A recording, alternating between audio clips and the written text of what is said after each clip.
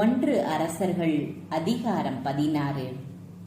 பாசாவுக்கு எதிராக அனானியின் மகனான ஏகுவுக்கு ஆண்டவரின் வாக்கு உரைக்கப்பட்டது. தூசிக்கு நிகரான உன்னை நான் உயர்த்தி என் மக்களாகிய இஸ்ரேலுக்கு தலைவனாக ஏற்படுத்தினேன். நீயோ யெரொபெயாமின் வழியில் நடந்து என் மக்களாகிய இஸ்ரேலர் பாவம் செய்ய காரணமாயிருந்து அவர்களுடைய பாவங்களால் எனக்கு சினமூட்டினாய்.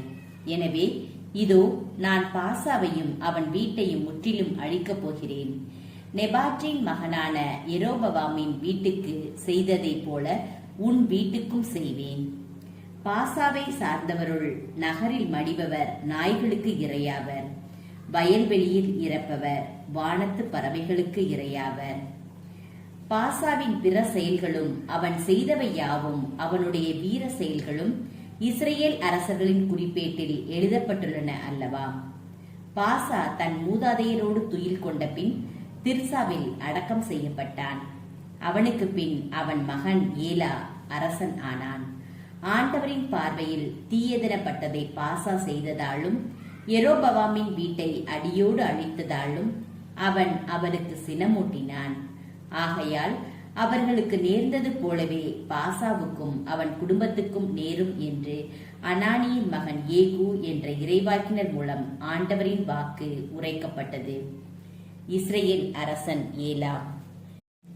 யூதாவின் அரசன் ஆசா ஆட்சியேற்ற 26ஆம் ஆண்டில் பாசாவின் மகனான ஏலா இஸ்ரேலின் அரசனாகி திர்சாவில் இருந்து கொண்டு 2 ஆண்டுகள் ஆட்சி செய்தான்.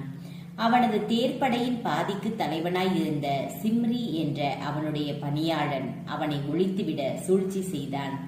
திர்சாவில் அரண்மனை மேற்பார்வையாளன் அர்சாவின் வீட்டில் ஏலா குடிபோதையில் இருந்தபோது சிம்ரி உட்புகுந்து அவனை வெட்டி கொன்றுவிட்டு அவனுக்கு பதிலாக அரசனானான்.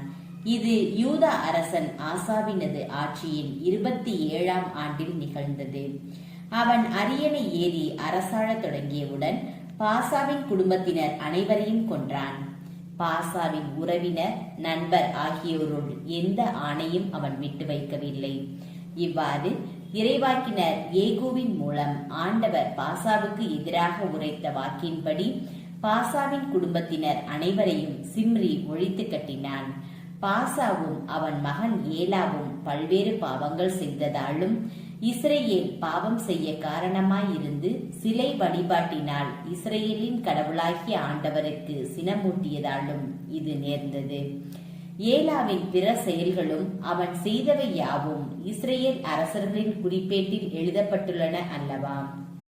இஸ்ரேல் அரசன் சிம்ரி. யூதாவின் அரசன் ஆசா ஆட்சியேற்ற 27ஆம் ஆண்டு சிம்ரி திர்சாவில் இருந்து கொண்டு 7 நாள்கள் அரசாண்டான். அப்பொழுது படைவீரர் பெலிஸ்தியருக்கு சொந்தமான கிபத்தோனுக்கு எதிராக பாளையம் இறங்கினர். சிம்ரி சூழ்ச்சி செய்து அரசனை கொன்றுவிட்டான் என்பதை முற்றுகையிட்டுக் கொண்டிருந்த இஸ்ரேல் மக்கள் கேள்விப்பட்டு படை தலைவனாகிய ஓம்ரியை அன்றே பாளையத்தில் இருந்து இஸ்ரேல் முழுவதற்கும் அரசனாக்கினர். அப்பொழுது ஓம்ரி கிபத்தோனில் இருந்து இஸ்ரேலர் அனைவருடன் சேர்ந்து புறப்பட்டு போய் தீர்சாவை முற்றுகையிட்டான். நகர் வீழ்ச்சியுறுவதைக் கண்டு சிம்ரி அரண்மனையின் உட்கோட்டைக்குள் புகுந்தான். அந்த அரண்மனைக்கு தீயிட்டு தானும் அதில் மாண்டான். ஏனெனில் அவன் ஆண்டவரின் பார்வையில் தீயதனப்பட்டதை செய்து யெரொபெயாமின் வழியில் நடந்து அவனைப் போலவே இஸ்ரேலர் பாவம் செய்ய காரணமாயிருந்தான். சிம்ரியின் பிற செயல்களும் அவன் செய்த சூழ்ச்சியும் இஸ்ரேல் அரசர்களின் குறிப்பேட்டில் எழுதப்பட்டுள்ளன அல்லவா? இஸ்ரேல் அரசன் ஓம்ரி. அப்பொழுது இஸ்ரேல் மக்கள் 2 பகுதிகளாக பிரிந்தனர். ஒரு பகுதியினர் கீனத்தின் மகன் திப்னியையும் மறுபகுதியினர் ஓம்ரியையும் அரசனாக்க முயன்றனர். கீனத்தின் மகன் திப்னியின் ஆள்களை விட ஓம்ரியின் ஆள்கள் வலிமை மிகுந்திருந்ததால் ஓம்ரி அரசனானான். திப்னி உயிரிழந்தான். ஓம்ரி அரசனாகி இஸ்ரேல் மீது 12 ஆண்டுகள் ஆட்சி செய்தான். முதல் 6 ஆண்டுகள் அவன் திர்சாவில் இருந்து கொண்டு அரசாண்டான். பின்னர் அவன் செமேர் என்பவனிடமிருந்து சமாரியா என்ற மலையை ஏறத்தாழ 80 கிலோ எடையுள்ள வெள்ளிக்கு வாங்கினான். அம்மலையின் மீது நகர் ஒன்றை கட்டி முன்னாள் உரிமையாளனான செமேரின் பெயரையொட்டி அந்நகருக்கு சமாரியா என்று பெயரிட்டான். ஓம்ரி ஆண்டவரின் பார்வையில் தீயதெனப்பட்டதை செய்தான். அவன் தனக்கு முன்பிருந்த எல்லாரையும் விட மிகவும் தீயவனாய் இருந்தான். அவன் நெபாட்டின் மகன் யெரொபெயாமின் எல்லா வழிகளிலும் நடந்து இஸ்ரவேலர் பாவம் செய்ய காரணமாயிருந்து சிலை வழிபாட்டினால் இஸ்ரவேலின் கடவுளாகிய ஆண்டவருக்கு சினமூட்டினான். ஓம்ரியின் பிற செயல்களும் அவனுடைய வீர செயல்களும் இஸ்ரவேல் அரசர்களின் குறிப்பேட்டில் எழுதப்பட்டுள்ளன அல்லவா? ஓம்ரி தம் மூதாதையரோடு துயில் கொண்டு சமாரியாவில் அடக்கம் செய்யப்பட்டான். அவனுக்கு பின் அவன் மகன் ஆகாபு அரசன் ஆனான். யூதாவின் அரசன் ஆசா ஆட்சியேற்ற 38ஆம் ஆண்டில் ஓம்ரியின் மகன் ஆகாபு இஸ்ரேலை அரசாளத் தொடங்கினான். அவன் சமாரியாவில் இருந்து கொண்டு இஸ்ரேலின் மீது 22 ஆண்டுகள் ஆட்சி செய்தான். ஓம்ரியின் மகன் ஆகாபு ஆண்டவரின் பார்வையில் தீயதெனப்பட்டதை தனக்கு முன் இருந்த எல்லாரையும் விட மிகுதியாக செய்தான். நெபாட்டின் மகன் யெரொபெயாமின் வழிகளில் அவன் நடந்தது போதாதென்று சீதோனிய மன்னன் எத்பகாலின் மகள் ஈசபேலை மணந்து கொண்டு பாகால்கள் தெய்வத்தை வணங்கி வழிபடலானான்.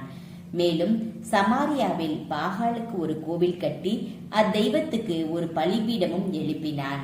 அதுவுமின்றி ஆகாபு அசேரா கம்பத்தை நிறுவி தனக்கு முன்பிருந்த இஸ்ரேலின் அரசர்கள் எல்லாரையும் விட மிகுதியாக இஸ்ரேலின் கடவுளாகிய ஆண்டவருக்கு சினமூட்டினான்.